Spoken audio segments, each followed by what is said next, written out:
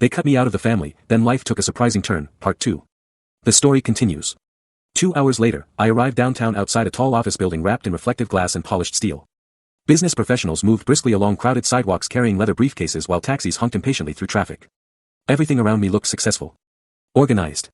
Stable. Meanwhile, I still wore yesterday's wrinkled clothes after sleeping in my car. I almost turned around twice before entering the building. The lobby smelled like expensive cologne, marble cleaner, and fresh flowers arranged near the reception desk. Soft piano music floated through hidden speakers while elevators opened and closed with quiet efficiency. Harold Bennett's office occupied the 18th floor. When the receptionist led me inside, I expected someone intimidating. Instead, Harold looked surprisingly ordinary. Late 60s. Thin-framed glasses. Gray suit slightly rumpled at the shoulders.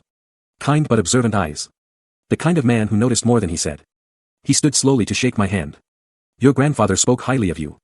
That sentence alone nearly cracked something inside me again. Because after weeks of accusations and rejection, hearing somebody speak about me without suspicion felt unreal. Harold gestured toward a leather chair near the window. The office overlooked the city skyline. Sunlight reflected across nearby buildings while tiny pedestrians moved like distant shadows far below. On the desk rested several folders and a small wooden box. Harold folded his hands carefully. Before we continue, I need to ask you something directly. I nodded. Did you manipulate your grandfather financially or emotionally in any way before his death? The question hurt. But unlike my family, Harold sounded genuinely interested in truth. No. He studied my face quietly for several seconds. Then nodded once. That's what I believed. Relief mixed instantly with confusion. You believe me. Your grandfather prepared me for this possibility years ago. Again that strange cold feeling crept through my chest.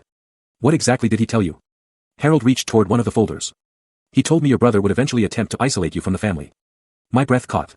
He said Nolan viewed relationships as competitions rather than connections. The room suddenly felt smaller. He knew.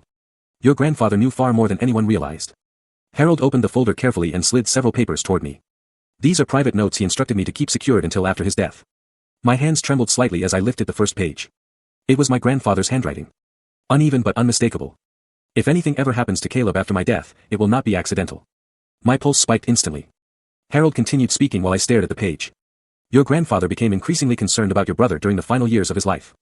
I looked up slowly. Concerned how? Harold hesitated carefully. He believed Nolan was capable of manipulation on a dangerous level. Dangerous. Not selfish. Not immature. Dangerous. Those words echoed heavily inside my skull. My grandfather had seen it too. All those years. He saw it. I lowered my gaze toward the next page. More notes. More observations. Detailed incidents I barely remembered from childhood. Missing money. Lies between cousins. Arguments Nolan secretly provoked. Situations twisted to make me appear unstable.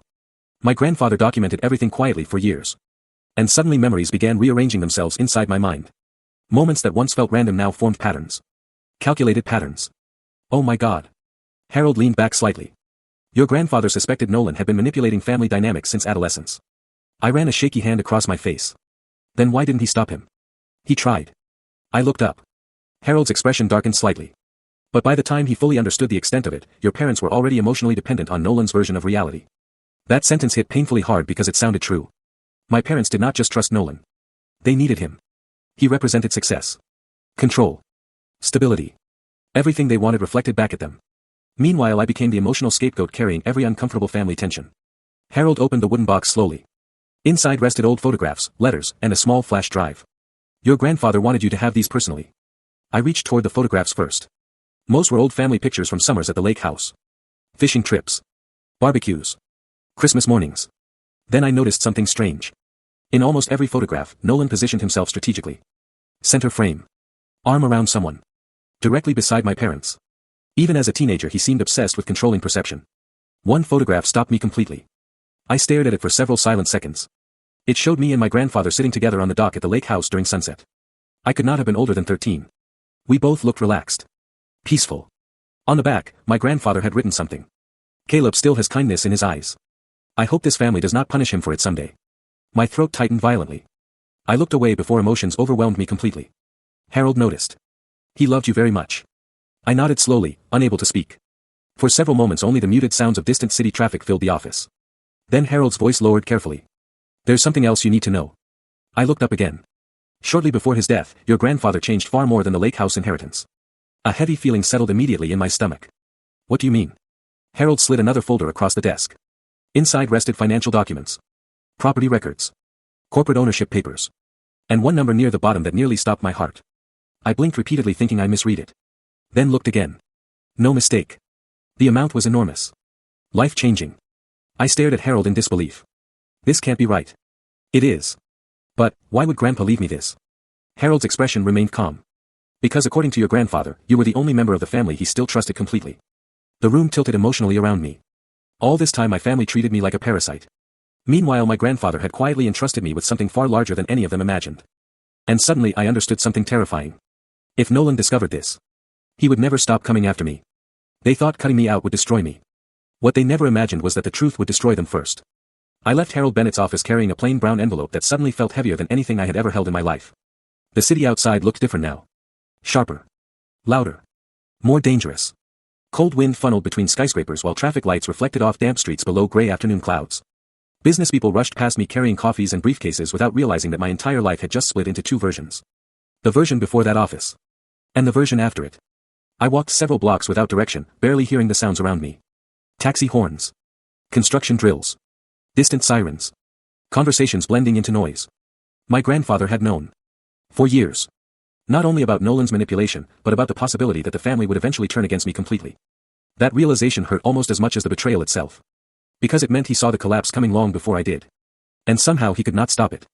I finally entered a small public park wedged between tall office buildings. Bare trees swayed gently in the cold breeze while pigeons scattered across damp concrete pathways. A fountain near the center trickled softly beneath cloudy skies. I sat alone on a wooden bench and opened the envelope again. The numbers still looked unreal. Ownership percentages. Investment accounts. Private holdings. Properties connected to my grandfather's business partnerships. Over the years he had quietly built far more wealth than anyone in the family realized. And most of it now belonged to me. Not Nolan. Not my parents. Me. I leaned forward slowly and pressed both hands against my face. I should have felt victorious. Instead I felt exhausted. Because none of this gave me back my family. None of it erased the image of my mother locking me outside. None of it erased the years of emotional damage Nolan caused while everyone applauded him for being perfect. A text notification suddenly buzzed on my phone. Rachel. My chest tightened instantly. For a second I almost ignored it. Then I opened the message. Where are you? No apology. No concern. Just suspicion. Another message followed quickly. Dad wants to know if you talked to any lawyers. I stared at the screen in disbelief. Not one person had asked whether I was okay. Not one. Only fear. Fear about money. Fear about inheritance. Fear about control. I locked the phone without replying. For the first time in my life, I stopped chasing their approval. And strangely, that silence felt powerful. Over the next few days, Harold helped me settle temporarily into a furnished apartment connected to one of my grandfather's old business associates. The place overlooked the river from the 22nd floor of a quiet residential tower downtown. Modern furniture. Dark hardwood floors. Floor-to-ceiling windows. Soft recessed lighting. The apartment smelled faintly of cedar and fresh paint. At night, city lights reflected across the river like scattered gold while distant traffic hummed below like a restless ocean. It should have felt luxurious. Instead it felt emotionally disorienting. 1 week earlier I slept in my car. Now I stood inside a high-rise apartment holding keys to assets worth more money than anyone in my family could imagine. Life had turned so abruptly that my mind struggled to catch up. But peace did not last long. Because Nolan eventually learned the truth. And the moment he did, the mask finally cracked. It happened during a family meeting Harold arranged regarding the formal estate disclosures. I almost refused to attend. But Harold insisted. Eventually the truth has to enter the room, he told me quietly. The meeting took place inside a large conference room lined with dark polished wood and long tinted windows overlooking downtown.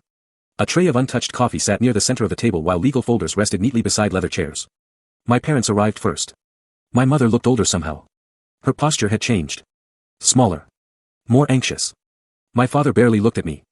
Rachel entered behind them nervously twisting the strap of her purse. Then Nolan arrived. And immediately I sensed something was wrong. The calm polished image was gone. His jaw looked tense. His eyes restless. Vanessa followed closely behind him wearing a cream-colored coat and uncomfortable expression. Nobody greeted me. Nobody smiled. Harold entered last carrying several documents beneath his arm. The atmosphere inside that room felt suffocating. Like a storm waiting for permission to explode. Once everyone sat down, Harold began explaining the estate distribution formally. At first, my family listened quietly. Then Harold disclosed the additional holdings transferred privately to me. Silence. Utter silence. My mother blinked repeatedly. Rachel looked confused. My father's face drained of color. And Nolan. Nolan stared at the paperwork like he had just been physically struck. For several seconds nobody spoke. Then he laughed. A sharp disbelieving laugh that sounded completely different from his usual controlled personality. That's impossible. Harold remained calm. These documents are legally binding. No, Nolan snapped. There's another mistake. There is no mistake. Nolan looked toward my father desperately. Dad, say something. My father remained frozen. Nolan's breathing visibly changed. Faster. More erratic. For the first time in my entire life, I watched him lose control publicly. You manipulated him, Nolan hissed toward me. I stared back calmly. No. You just underestimated him. That sentence detonated something inside him. He stood abruptly so hard the chair scraped violently across the floor. This is insane. Vanessa touched his arm nervously. Nolan. But he pulled away sharply. Years of carefully controlled rage suddenly surfaced all at once. You always do this, he snapped at me. You play victim while people clean up your mess. My mother finally spoke weakly. Nolan, calm down. But he was beyond calm now. Because his entire identity depended on being superior to me. And suddenly that foundation cracked in front of everyone. Harold opened another folder quietly. There's additional information your grandfather requested be disclosed if disputes arose. Nolan immediately froze. Actually froze. I noticed it instantly. Fear. Real fear. Harold began reading documented observations written by my grandfather over many years. Patterns of manipulation. False accusations. Financial inconsistencies. Witnessed incidents involving dishonesty. The room slowly transformed with every sentence. Rachel's expression shifted first. Confusion became realization. Then horror. My mother covered her mouth shakily.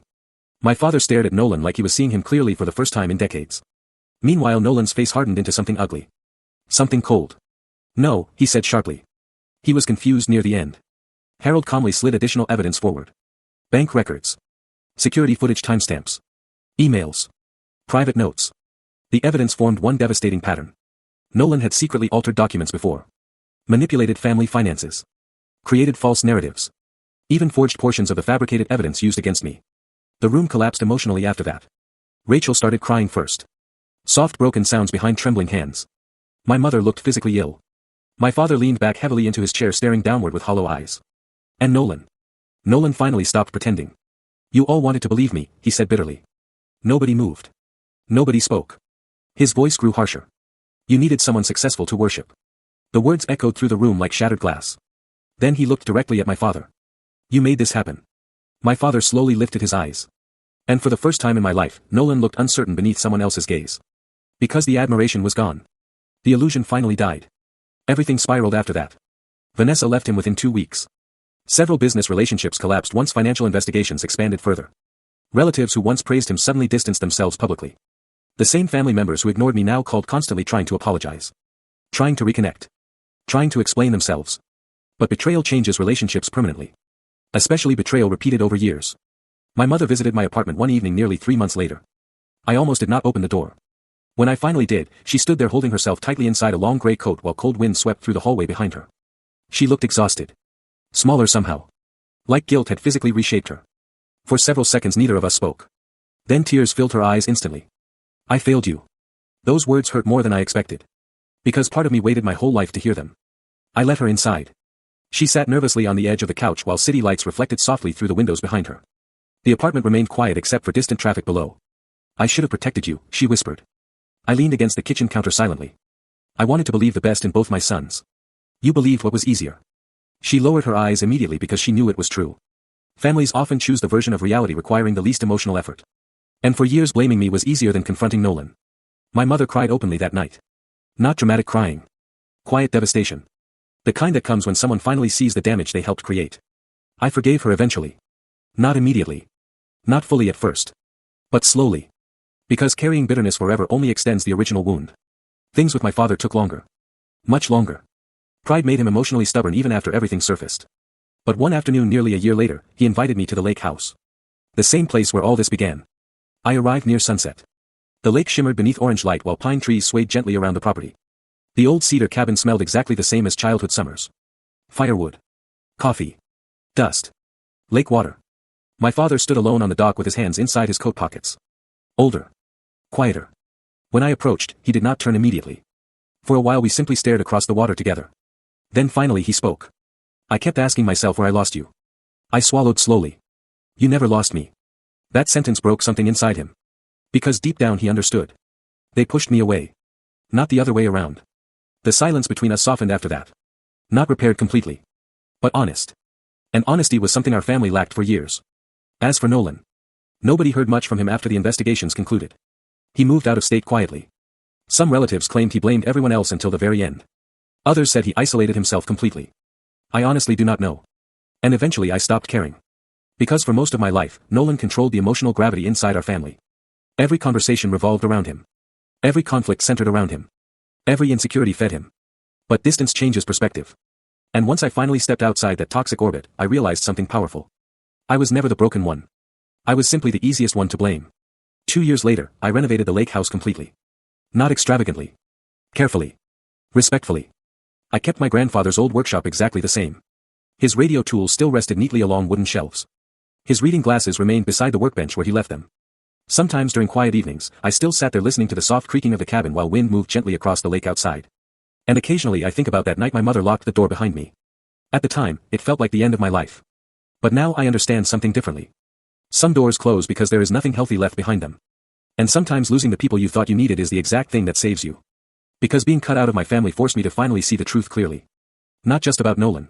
About myself. I spent years begging people to love me fairly while shrinking myself to fit inside their expectations. Now I no longer do that. These days the lake house feels peaceful again. Warm light glows through the windows at night. Coffee brews quietly in the kitchen each morning. And sometimes when sunset colors spread across the water, I remember something my grandfather once told me while fixing that old radio years ago. Never confuse being needed with being valued. Back then I did not fully understand what he meant. Now I do. Completely. What would you have done if you were in my position? Let us know in the comments. And if this story shocked you, you'll find many more like it on this channel. Kindly subscribe, like, and share your thoughts in the comments.